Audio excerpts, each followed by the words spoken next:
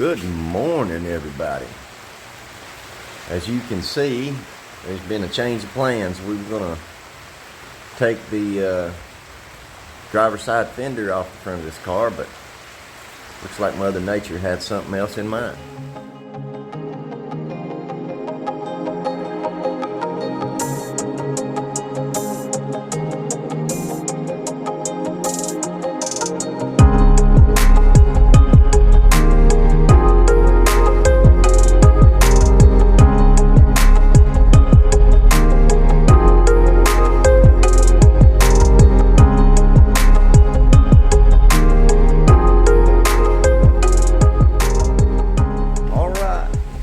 Welcome back, everybody, to In the Garage.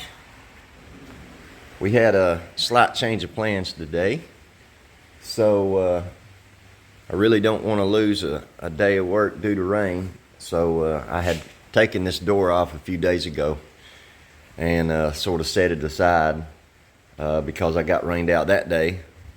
But I really didn't want to do the door yet because it has so many moving parts in it, and I just really didn't want all that stuff scattered, around the shop. So, but looks like that's what I'm gonna be working on. We're gonna go ahead and get this thing apart and carry on with the I really don't think there's any metal work to do on this one. We're just gonna get all the paint and everything off of it, get the internals out of it, get the glass out of it. I've got a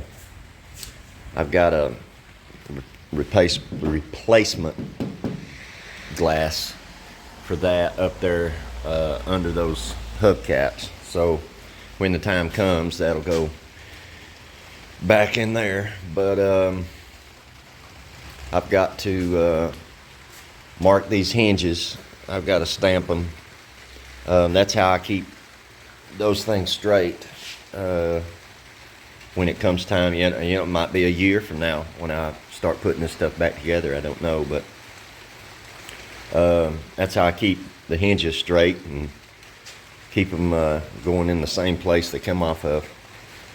But I don't believe there's any metal work to do. Just we're going to clean off some of this rust down here and get the rest of the rubber molding and stuff off of it, start pulling the windows and the mechanism, pull this access panel here and this one here, go ahead and get the mechanism out of the inside of it and start with the step-by-step process like we've done on everything else.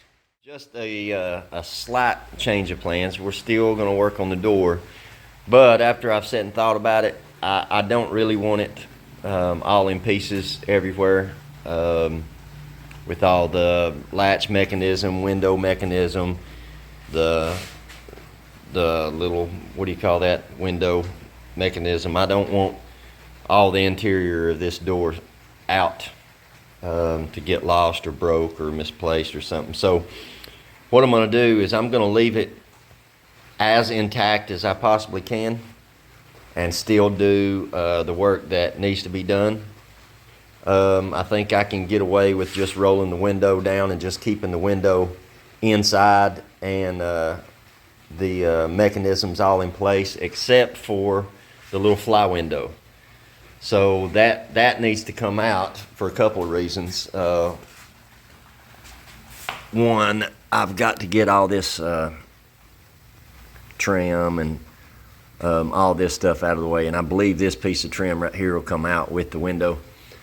But I need to get the handle and that crap off to get it out. But I did want to show you a little trick. You're gonna have to look in a mirror to see it. But to get this little handle out, you can see in the reflection, let me see if I can get my pick. You can see in the reflection, this is going to be odd. Alright, you have a little clip right there. that we're gonna have to get out. So I'm gonna show you how to get that thing out real quick and get this. All you need is a little pick, and I'm sure they make different tools to do this. All right, see that clip sliding out? Just pull the clip out, and off you go. Just like that. And that is how you get the knobs off of this thing. Just real quick, wanted to show you that little tidbit.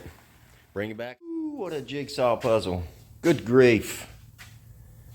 So let me see if I can walk you through this more for my benefit than for yours, because chances are I'm the one that's got to put this back together. So let's see. What was the first thing that we did? The first thing we did was took the bolts. Let's see. Took the bolts out of here to remove the vent window. Also, the vent window was bolted, had a adjustable bolt that comes up through here. And once I got that loose, I was able to at least move this around. It was also held in place with a bolt right here and a bolt right here. Then we were able to get the vent window out with a little bit of twisting and manipulation. Then you had, let's see, how did I go about this? All right, you had a piece of chrome stainless here, a piece of stainless here, and a piece of stainless here.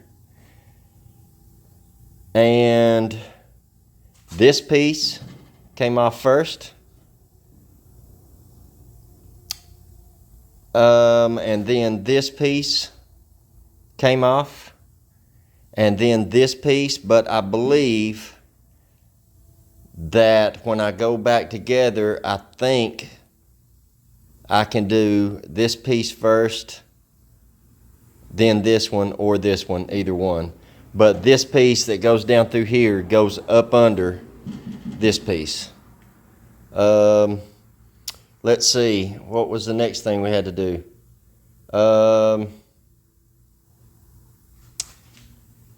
Then we had to get the glass out of it. And in order to get the glass out, this bolt here and this bolt here, along with this little piece, holds in the track that goes up through here. You have to move that track out of the way in order to have room to pull your window regulator over far enough to get the bolts out of this track. So you have two bolts here, two bolts here. Now this one had two bolts in it, this only had one, and I'm assuming because whoever had taken this window apart, which I know it had been apart, saw how aggravating it was going to be to get that bolt back in, so they left it out, just put one here and two over here. And so you have to slide your regulator over far enough and over this way far enough to get these bolts out.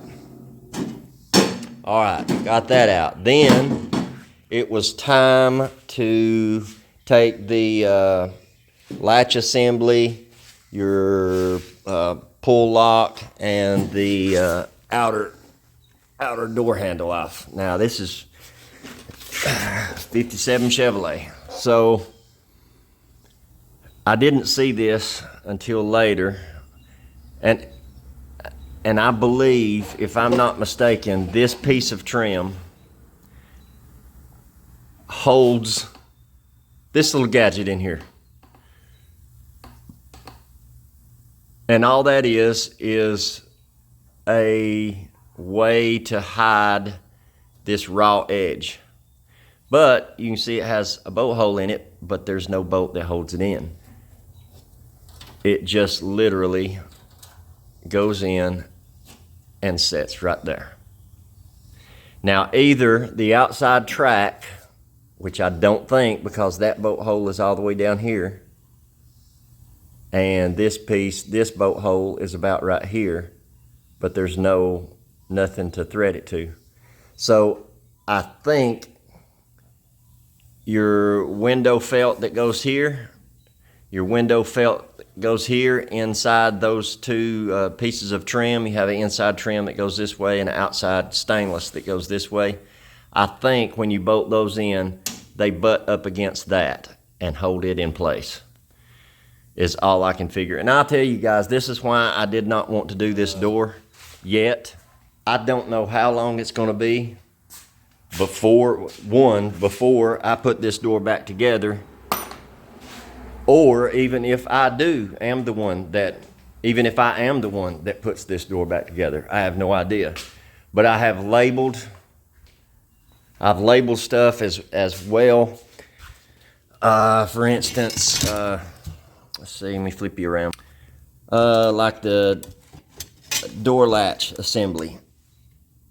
I've labeled where everything goes. On the back of the stainless, passenger side window goes on second. I put all of my bolts back where they came out of, and I've dealt with a few of these 50s doors, but not enough to be super comfortable with them. So I have to give myself the best chance that I can to get it back together right. And I mean, I don't know how it's going to go back together. I don't know when it's going to go back together. We'll see. I left the window mechanism inside. It seemed to roll up really good. So probably what I'll do is, after I get this thing in, at least in my epoxy sealer, I'll quickly pull that mechanism out, clean it up real good, and grease the wheels, the plastic wheels that follow the channel. And if they're broke, which a lot of times they are, then that's when I'll replace them, and then I'll put that mechanism right back in. So should be good to go. But anyway, I've got the door apart. I've got all the trim off of it, all the stainless off of it, and I guess our next step is going to be to start removing the paint, I guess. But anyway, I know this video was hit and miss, and I just really needed to focus on what I was doing. I didn't have time to hold the camera. So, but anyway, thanks for stopping in. And if you like this kind of content, hit the subscribe button, hit the bell notification, and so you'll be notified when I release new content. And until next time.